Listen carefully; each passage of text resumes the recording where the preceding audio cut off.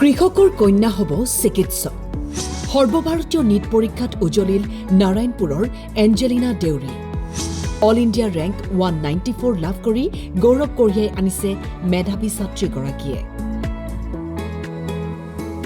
ভৱিষ্যতে এগৰাকী সুদক্ষ চিকিৎসক হৈ নিস্বাৰ্থভাৱে সমাজ সেৱা কৰাৰ লক্ষ্য নাৰায়ণপুৰৰ এঞ্জেলিনা দেউৰীৰ। মই এগৰাকী ভাল চিকিৎসক হৈ পিনি মানৱ সেৱা কৰাৰ মোৰ সপোন আছে। সদ্য ঘোষিত সৰ্বভাৰতীয় পৰ্যায়ৰ নীট পৰীক্ষাত সৰ্বমুঠ 560 নম্বৰ লাভ কৰি অল ইণ্ডিয়া ৰেংক 194 অৰ্জন কৰিবলৈ সক্ষম হৈ এঞ্জেলিনাই। নাৰায়ণপুৰৰ মাজৰ চাপৰি দেউৰী গাঁৱৰ একেবাৰে সাধাৰণ কৃষকৰ পৰিয়ালৰ কন্যা এঞ্জেলিনা। বহুত ভাল লাগিছে,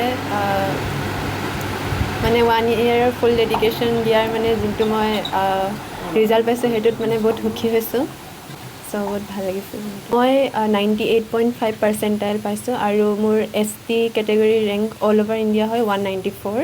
মই তেনেকৈ যিমানলৈকে পঢ়িব পাৰোঁ তেনেকৈ পঢ়িছিলোঁ, যিমানলৈকে বহুত বেছি ঘণ্টা তেনেকৈ নহয়, জাষ্ট যিমানলৈকে মই ভালকৈ কনচেনট্ৰেট কৰিব পাৰোঁ তেনেকৈ পঢ়িছিলোঁ। আৰু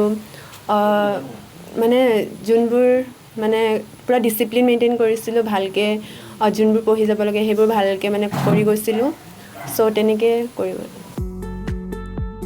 ভৱিষ্যতে এগৰাকী সুদক্ষ চিকিৎসক হৈ সমাজৰ দীন দৰিদ্ৰ লোকসকলৰ সেৱা কৰাৰ এক মহান লক্ষ্য বুকুত বান্ধি লৈছে এঞ্জেলিনাই। মই এগৰাকী ভাল চিকিৎসক হৈ পিনি মানৱ সেৱা কৰাৰ মোৰ সপোন আছে।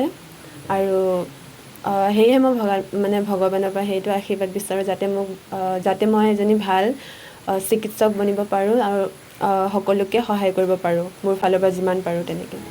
নাৰায়ণপুৰৰ এইগৰাকী মেধাৱী ছাত্ৰীক আমিও জনাইছোঁ আন্তৰিক অভিনন্দন আৰু ভৱিষ্যতৰ বাবে অলেখ শুভকামনা। ভাল লাগিছে বাৰু, ভালে লাগিছে। সি আৰু তেওঁ যিটো পৰিকল্পনা কৰিছে সেইমতে পূৰণ হৈছে আৰু এইটো কাৰণে আমি সুখী বুলি ভাবিছোঁ। আৰু আমি যিমান পাৰে সিমান চেষ্টা কৰিছোঁ আৰু তাৰ যিটো প্ৰয়োজন ইচেণ্টেল সেইবিলাক বস্তু যোগান ধৰিছোঁ। আৰু শিক্ষাটোত তাই নিজৰ কৰ্তব্যত সি কৰিছে, সেইকাৰণে ভাল লাগিছে। আৰু যাতে সি ভাল চিকিৎসক হওক আৰু সমাজক যাতে ভাল পৰিচালনাৰে কাম কৰিব পাৰে জীৱনত, সেইটোৱে মই কামনা কৰোঁ।